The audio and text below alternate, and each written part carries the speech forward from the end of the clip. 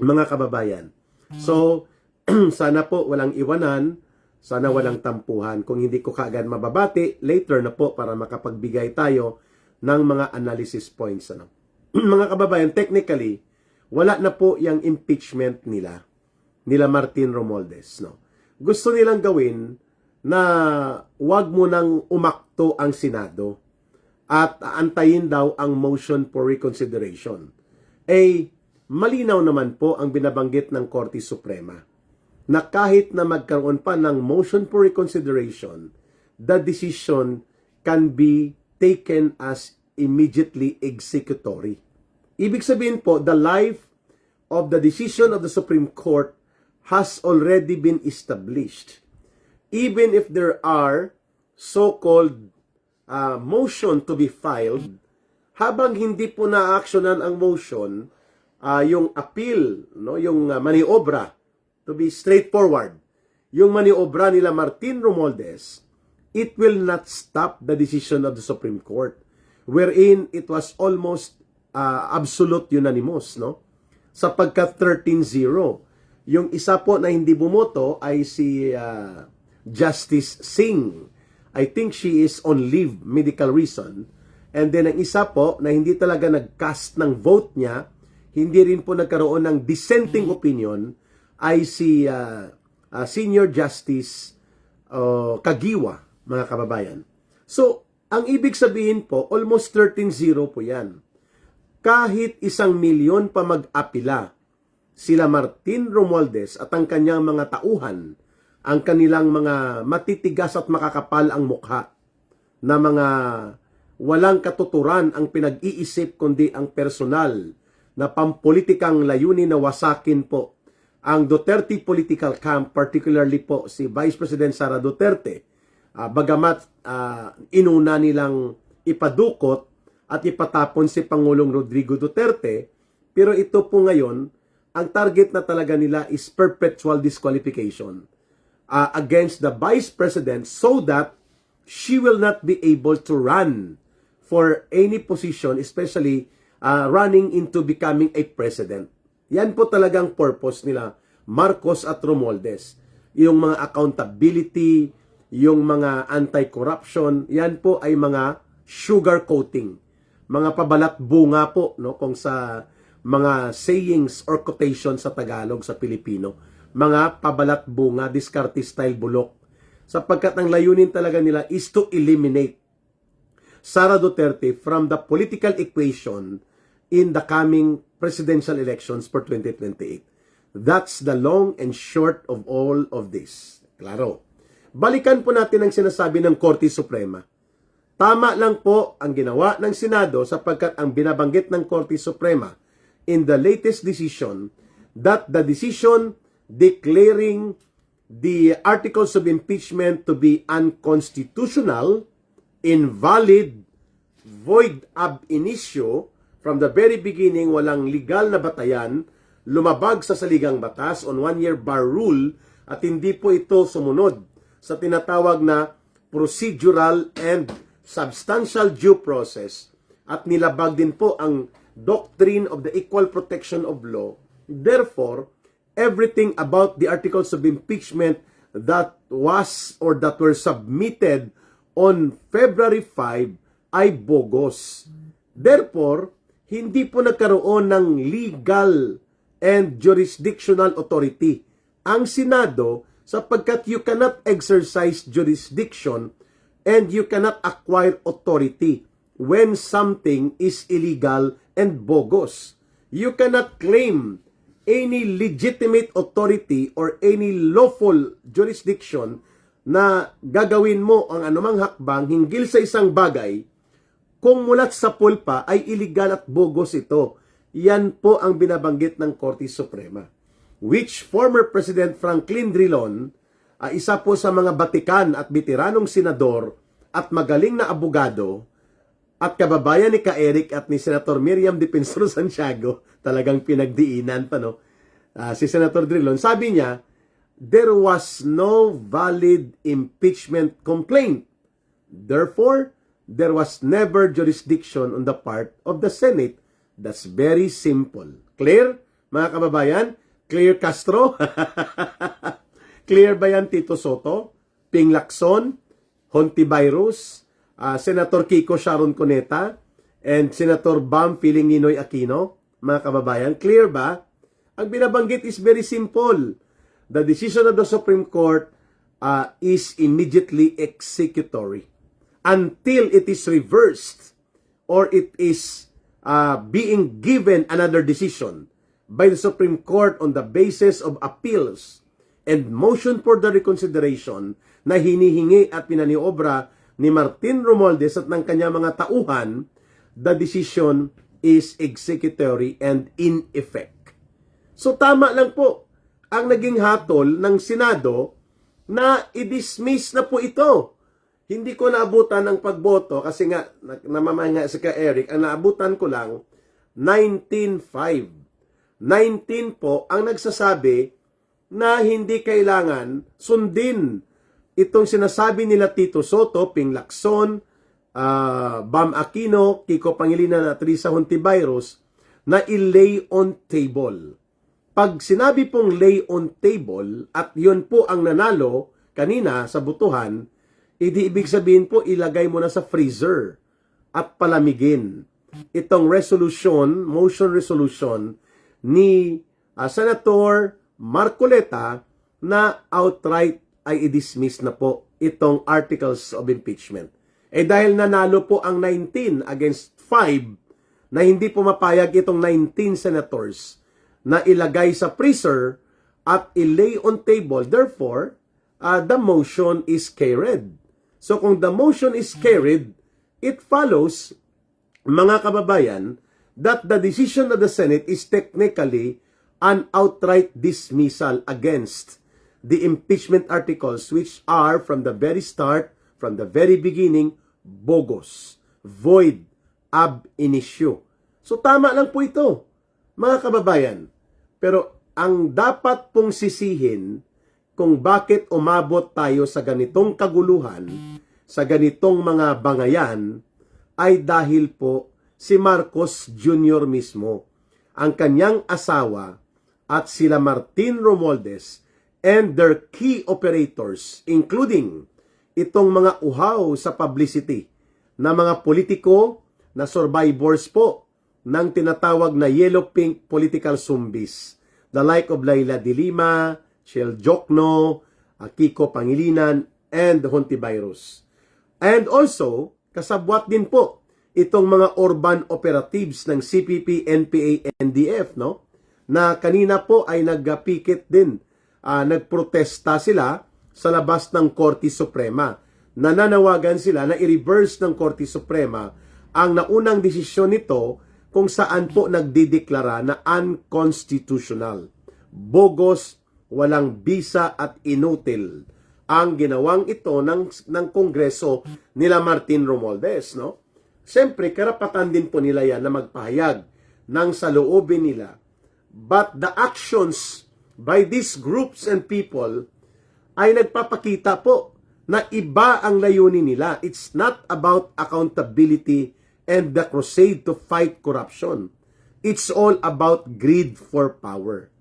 Tungkol po ito sa pagiging gahaman, sa kapangyarihan, pagiging sugapa at swapang, sa pundo at paglulustay sa kaban ng bayan, sapagkat hanggat nandyan si Marcos at sila Romualdez at nagkakaroon sila ng pagkakagamitan, they are using each other in a so-called tactical alliance, nakakapagpakinabang po ang grupo ng mga political zombies na survivor ng Dilawan at Pinklawan, ang mga hilaw na komunista na grupo ni Hontiveros na nagkukunwaring komunista pero duwag naman at ayaw naman mag-armado, nagkukunwaring parang konektado lang sa armado, kaya hilaw na komunista.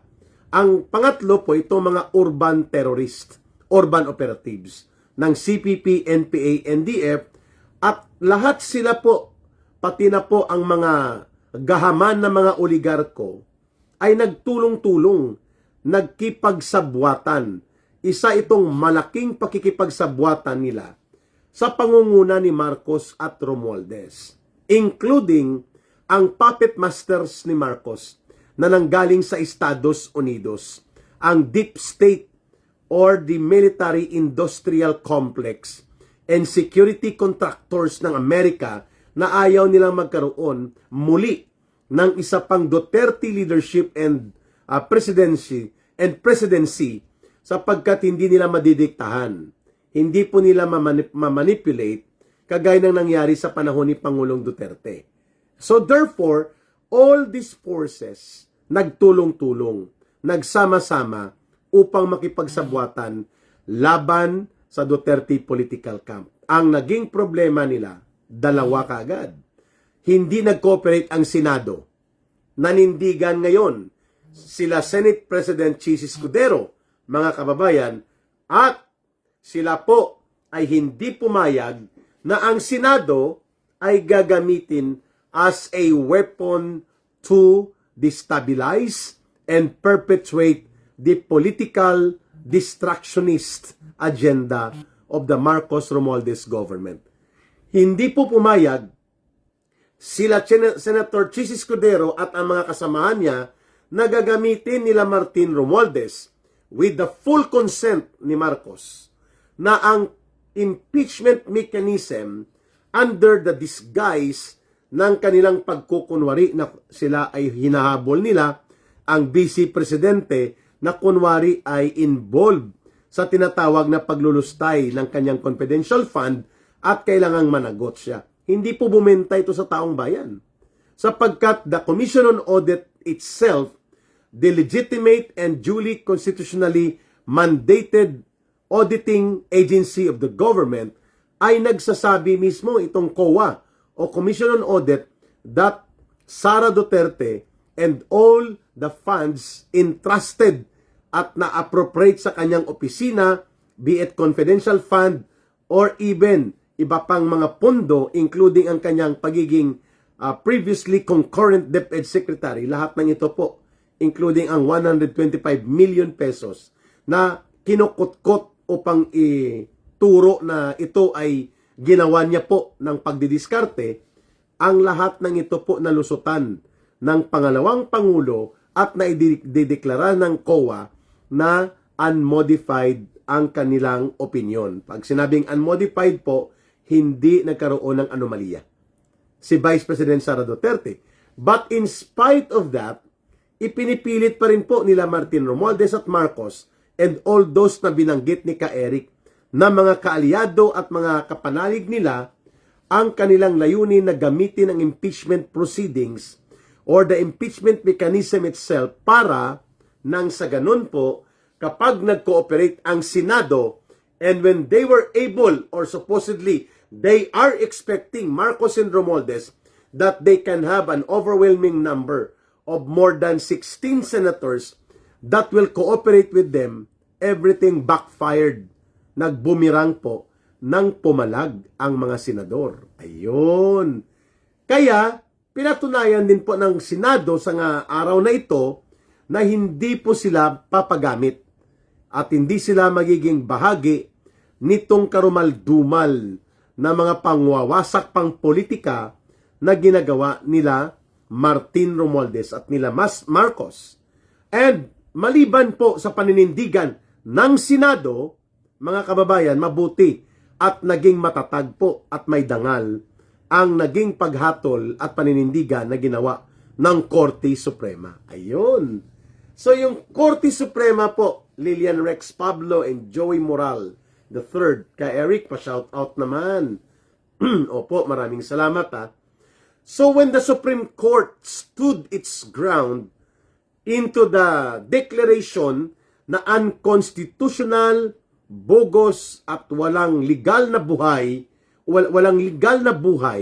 itong ginawa ng Articles of Impeachment ng Kongreso, the Supreme Court did not just uphold the majesty of the law and the Constitution, but rather ang Korte Suprema mismo po ay nagkaroon ng oportunidad na balansihin po ang mga magkatunggaling puder, lalo na yung gumagamit ng saligang batas at iba pang proseso ng batas upang paguluhin at palalain po ang bangayang pangpolitika sa pamamagitan ng Duterte political faction at ng Marcos Romualdez political group.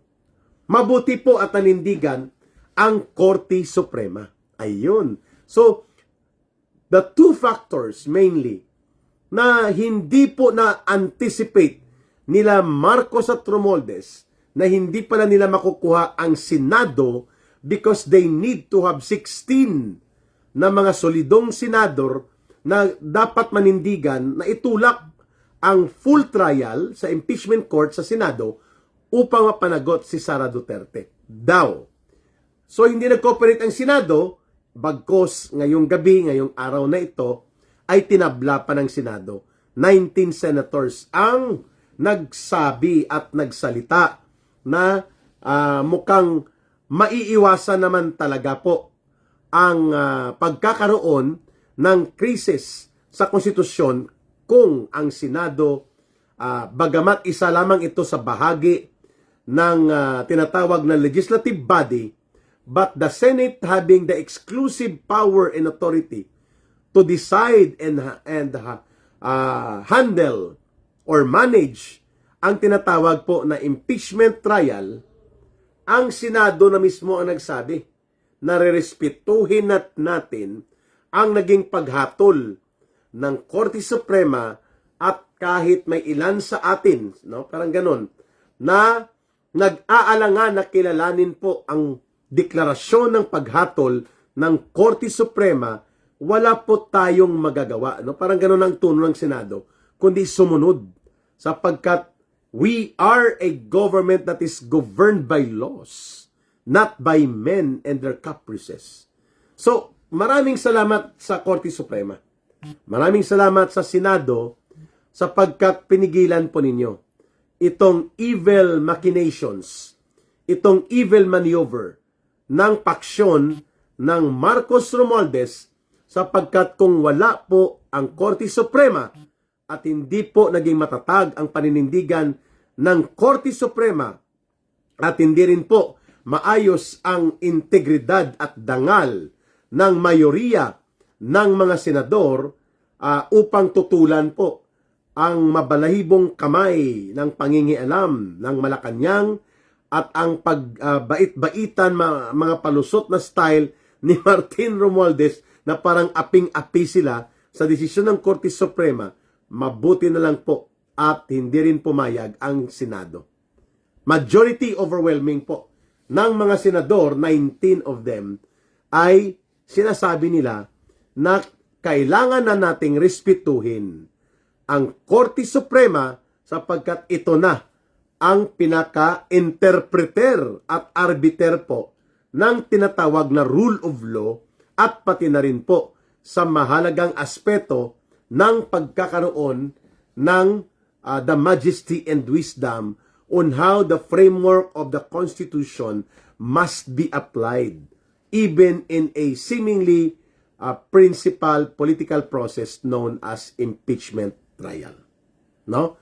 Or impeachment court din na kinakonvene nila. Bagamat sinabi na ng Korte Suprema ito, ang Kongreso ay ayaw pang paawat, no? Ang grupo nila Martin Romualdez. Kaya marapat lang na sa araw na ito ay idiniklara na po mismo ng Senado na wala ng patutunguhan po ang impeachment complaints na yan. Sapagkat yan ay unconstitutional, yan ay bogus, yan po ay walang buhay at bisa sa legal na batayan. Kaya marapat lamang itong motion and resolution proposal ni Senator Dante Marcoleta, ang kasalukuyang Senate Blue Ribbon Committee Chairperson, ang binabanggit nila po ay nagsalita na ang Korte Suprema at malinaw ang hatol na ito. Na ito po ay hindi tama, ito po ay lumalabag sa saligang batas at iba pang mga kaakibat na doktrina ng patas at makatarungang pagpapatupad ng batas. Therefore, the articles of impeachment na pinrap up, ibinunga ng panunuhol at maniobra nila Martin Romualdez at ng mga alipuris niya cannot be any more considered as valid and legitimate part ng agenda of the Senate. Palakpak, mga kababayan. Yan ang ating dahilan kung bakit nangangalay at nagngingilo ang lower back pain ni Ka Eric, pati ang legs part ko, ay minabuti ko pa rin po na magdeklara tayo ng balita at talakayan. Ayos! So kung ako pong magkaroon ng analysis nito, the Senate defended not only the institution of Congress from becoming the puppet tool of Martin Romualdez for weaponizing the institutions and powers vested in Congress by using this as part ng kanyang leverage para madurog at lubusang lumpuin at paralisahin na ang Duterte political camp. Hindi po ito pinayagan mismo ng Senado. Klaro, hindi rin po pumayag ang Korte Suprema na sila po ay titiklop. Kaya sino po ang mas na-isolate dito? Mas na-isolate po dito si Ginoong Marcos sa ginagawa ng kanyang pinsan na paggigiit, pagmamaktul, may mga kung ano-anong mga negatibong mga pahayag at lamang para maipakita na kunwari ay hindi sila magpapabuli sa Korte Suprema. Excuse me hindi ba kayo man anang bubuli ng taong bayan? With the TUWADCOM hearing, TRICOM schedule of invitation sa mga media personalities o social media personalities, among many other things, at itong bogus na impeachment complaints na ito, nagmumula po mismo sa House of Representatives nila Martin Romualdez kung bakit po tayo, Edgar Dominguez, nagkakaroon ng kaguluhang pang-politika ngayon. Ayan. Pangalawa, maliban po dito sa binabanggit na ang desisyon ng kataas-tasang hukuman ay nirespeto na technically and basically ng Senado, ang effect po nito, the principal net effect of the decision of the Senate 19-5 ay pumapabor po na mabigyan ng pagkakataon ang Korte Suprema na respetuhin po ito ang kanilang paninindigan hinggil sa tamang interpretasyon kung paano po isinusulong ang patas na impeachment mechanism, hindi para i-reinforce ang political demolition job na ginagawa ng pamilya Marcos at Romualdez laban sa mga Duterte. Kaya nagpapasalamat tayo na nagsalita na rin po ang Korte Suprema. So, hindi totoo na wala na po tayong magagawa. The fact that the Supreme Court and the Senate, they all listened to what the Filipino people demand and declare na itigil na ito mga bangayang pangpolitika sapagkat walang naidudulot ito na mabuti para sa pagkakaisa ng mga mamamayang Pilipino. Bagkus, nagkaroon pa ng pagkawatak-watak, nagkaroon pa ng matinding mga subsequent effects sapagkat imbis na kalendaryo na po ang mga mahahalagang bagay na dapat tutugon sa kawalan ng trabaho, kakulang ng kabuhayan, lugmok na kapasidad ng mga Pilipino para mag-survive at mabuhay po, hindi lahat ito na itakda bilang agenda sa pagpasok po ng 20 Congress. No? So yan, mga kababayan, nagpapasalamat tayo at kulang na lang po ito ng formal na pagtuldok, imprimatur, that the articles of impeachment do not deserve any legitimacy or legal course of action other than outrightly dismissing all about the impeachment. Yun. Kanina po, on the sideline, habang ipinipresent po itong posisyon ng pahayag at panawagan ni Senator Marcoleta na ipadismiss na po itong bogus at unconstitutional at illegal na mga dokumentong ipinakyat sa Senado, nag-thumbs down po ang mga grupo na akala mo sila lang po ang nagkakaroon ng franchise to own patriotism and to become cause-oriented. Cause-oriented talaga. Kaya, nung mag-thumbs down po sila and they are trying to distract si Senator Marcoleta sa kanyang sponsorship speech, sa kanyang panukala doon sa panawagang outright na pagbasura na po na itong basura naman talaga na impeachment articles, nag-thumbs down po at nangutya ang grupong ito ng Akbayan Tindig Balahibo Pilipinas. Lahat sila po pinalabas ng Senate Sergeant at Arms at ng mga security team na nakadeploy po para itong mga desperado na mga tao na kahit saan ay naghahanap ng oportunidad na makapagpropaganda, pinalayas po sa Senado.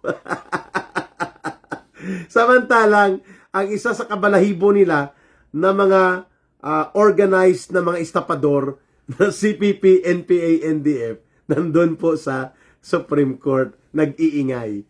Love to see you again, ka Eric Emerito Manligix. Tinamaan si Tambalulong, binanata ni Amy. Kaya nga. Yes, I agree mga kababayan. Maraming nanonood sa ating YouTube at sa ating Facebook ha. Ka Eric, matapang at may paninindigan. Thank you po. Hello Sir Eric, watching you from Northern Samar, Edito, Aragot. Sino pa mga nandito? Good evening ka Eric, watching from Hiroshima, Japan. Si Lizana Palau. Sam Nuevas, ka Eric, iba talaga pag may aral. Opo. Wait, basahin ko muna mga nandito.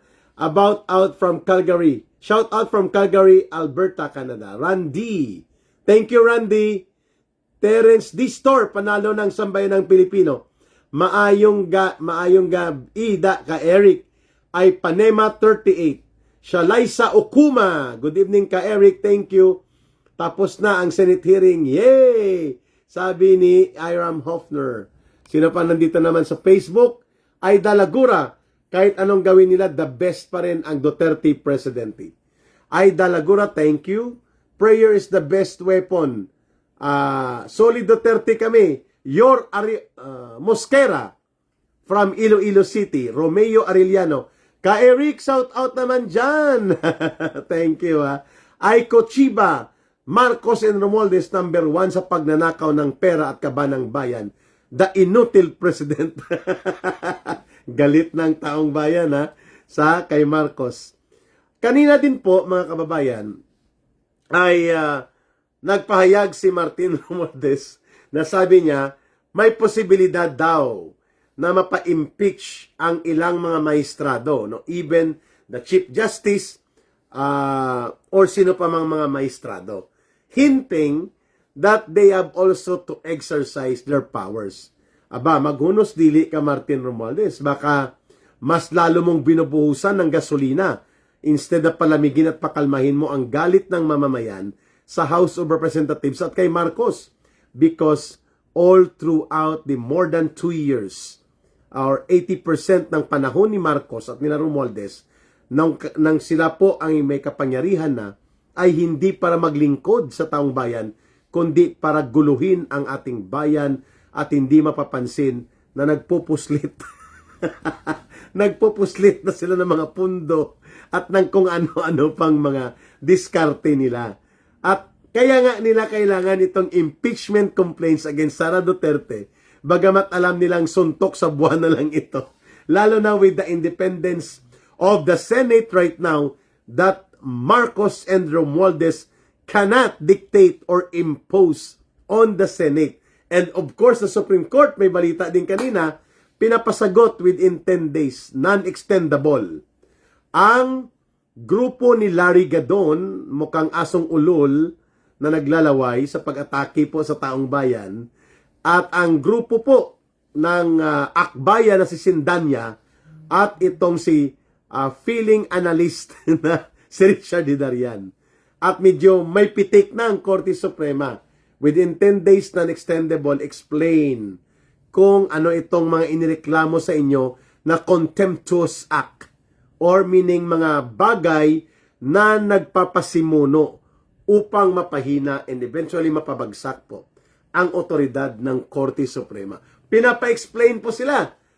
Itong si Sindanya, itong si maliban kay Sindanya, si Hidarian and si Larry Gadon. At sabi ng Korte Suprema, within 10 days, explain kayo bakit ninyo ginagawa itong mga inireklamo sa inyo na contemptuous acts. Pag sinabi pong contemptuous act, ay nanghihikayat at nang uudyok sa mga tao na baliwalain po ang integridad at ang kapangyarihan ng pinakamataas na hukuman sa ating bansa.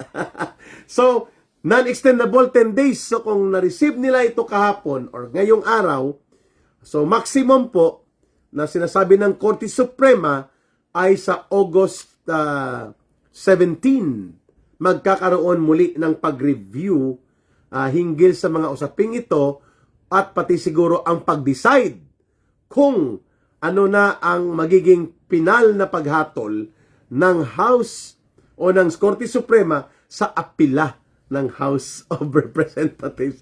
Bagamat in the history of Supreme Court, napakahirap po baliktarin ang almost unanimous decision, mga kababayan. Sapagkat yan na po ang tinatawag na the reflection of the collective and solid sentiments ng mga hukom at maestrado ng Korte Suprema na pilit po tinatakot, binubuli at binabastos nito ng grupo nila Hidarian, ng grupo po nila Sendanya, at even po nito nila Hontiveros, no?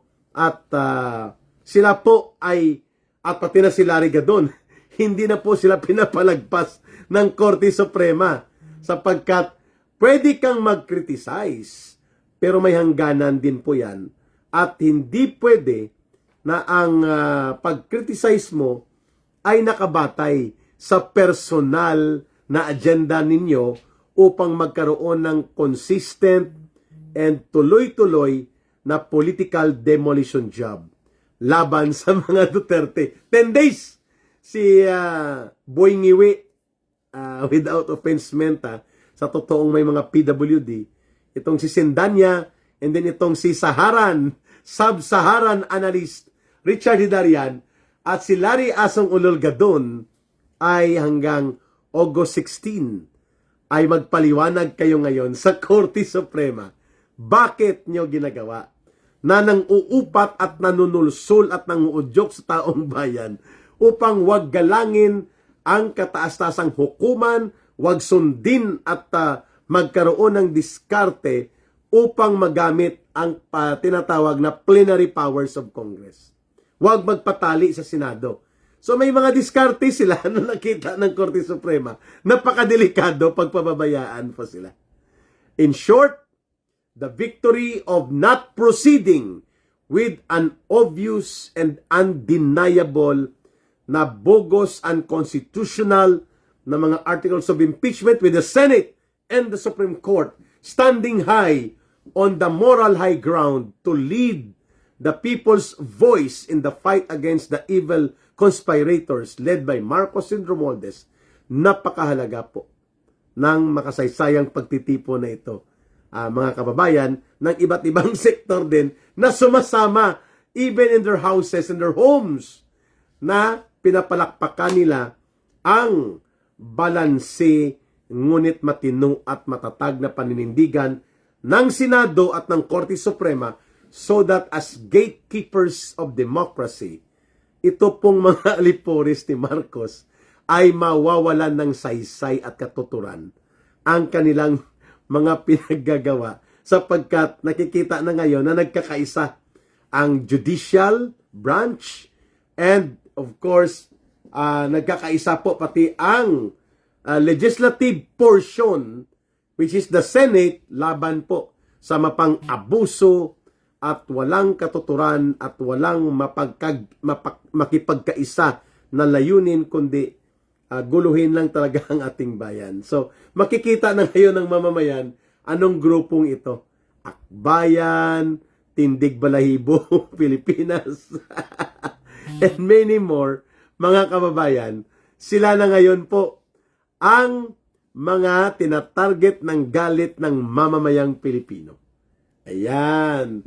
So, maraming salamat sa mga sumubaybay at nanood ng ating Ka Eric Celis YouTube channel and Ka Eric Jepselis Facebook Live, no? The other day po, binabati ko, hindi ko siya nabati kahapon dahil wala akong program, si Ginoong Emmanuel Badoy. I think kaibigan or paryente ito nila Ma'am Lorraine Badoy at ng pamilya nila. And he was part of the Philippine Constabulary na lumaban po sa mga Moro secessionist group in the 70s. At nag-retire po siya sa Criminal Investigation and Detection Group sa Camp Crame and then sa Iloilo City. So mga kababayan, maraming salamat doon sa mga nagtitiwala sa pananaw at pagtingin ni Ka Eric. Sapagkat when Senate and the Supreme Court will just continue to hold their ground and even holding the flicker of their light in the midst of darkness of an evil regime presided by Marcos, supported by his cousin Romualdez at si Lisa na asawa niya, kapag ang taong bayan na rin po ang kasama ng Korte Suprema ng Senado, kahit itong mga bully minority na ito, na mga grupong pinalayas din dyan kanina sa Senado, may kalalagyan sila sa taong bayan. Kung hindi nila rerespetuhin po ang dalawang mga mabibigat na mga agencies or institutions of democracy, the Senate and the Supreme Court. Kaya kung tanungin nyo si Ka Eric, malabo na po yan na magkakaroon pa ng impeachment trial in the absence of categorical na ano pa mang pagbabago sa layunin na hindi na ito gagamitin kung weapon of political distraction sa pangunguna ni Romualdez at nila Marcos. Baka magbago pang desisyon ng Korte Suprema o magbago din ang pagtrato ng Senado. But for as long as the most obvious and most apparent na batayan kung bakit nagpapaakyat ng articles of impeachment ay sapagkat hahabulin talaga nila na mapatanggal at madisqualify na si Vice President Sara Duterte para wala nang balakid into the political ambition of the Marcos Romualdez to consolidate power beyond 2028. That's the long and short of it. And the Korte Suprema, nakita po yan nila na hindi pwede na ang political exercise, something that has a nature of being political, ay hindi rin po nangangahulugan na hindi ka sasaklawin ng batas. That's the long story about it. Kapag ikaw ay lumabag sa batas, at ikaw din po ang gustong gumawa ng batas, di dublikara ka ngayon. Ganyan po ang tawag ngayon kina Martin Romualdez at kina Bongbong Marcos. Mabuhay po ang sambayan ng Pilipino. Mabuhay po ang inyong pakikipagkaisa sa mabuting ginawa at mabuting paninindigan ng Korte Suprema at ng Senado right now, at nang sa ganun po ang masasamang hangarin ng mga puwersang gustong wasakin ang ating lipunan at ang buong bayang Pilipino ay paninindigan at lalabanan po ng buong sambayan ng Pilipino rin. Ayan. At sana po ay huwag kayong magsawa na manalangin para sa bansang Pilipinas, sa ating mga mahal sa buhay na nasa Pilipinas, and sa ating mamamayang Pilipino na mamulat naman po sila. Isama ninyo po si Ka Eric sa panalangin na sana po mawala itong lower back pain and severe pain on my lumbar area, including sa legs ko po. At sana po magtuloy-tuloy din ang lakas ni Ka Eric that I can still provide input, analysis, and perspectives into the news and current events na nagaganap sa ating bansa. Sapagkat ang mulat na mamamayan ay pinagmumulan po ng sama-samang pagkilos sa kapangyarihan ng taong bayan para baguhin hindi lamang ang kanilang kalagayan o sitwasyong kinakaharap, kundi ang kinabukasan ng buong sambayan ng Pilipino. Maraming salamat sa pagsubaybay, pakikinig, pag-share, pag-promote ng mga videos and analysis po dito sa Ka Eric Balita Talakayan live sa YouTube and even sa ating Facebook live. Ito po si Ka Eric, palagi ninyong tandaan, mahalin natin ang bansang Pilipinas. Walang ibang magmamahal nito kundi tayo ring mga Pilipino. Para sa Diyos at sa Pilipinas nating mahal. Oy, by the way, walang iwanan, walang tampuhan, sa hindi po na shout out ang mga pangalan at messages. Rest assured, Ka Eric will give solidarity and thanksgiving prayer. Habang kayo po ay nakakasama ko, you will forever be part of the journey of Ka Eric for the redemption of our country and for the awakening of our people so that the real sovereign power of the Filipino people will be realized na magtatanggol ng interes ng mamamayang Pilipino at magpapalakas ng ating pagsusumikap na baguhin po ang nalulugmok na kalagayang pang-ekonomiya at kabuhayan at lumalalang bangayang politika na dapat mapatigil na po ito. Mabuhay po kayo. God bless everyone. And may Allah will be with those who are Muslim brothers and sisters. Maraming salamat po mga kababayan sa bayan ng Pilipino. Tama na ang panlililang. Tama na ang panggigipit. Panahon na para manindigan. Panahon na para lumaban. Kasama sina Dr. Lorraine Badoy, Jeffrey Ka Eric Celis at Attorney Marlon Busantog. Walang inukurungan, ilalantad ang katotohanan. Kasama mo ang bigwas ng agila, lakas ng bayan, tinig ng katotohanan.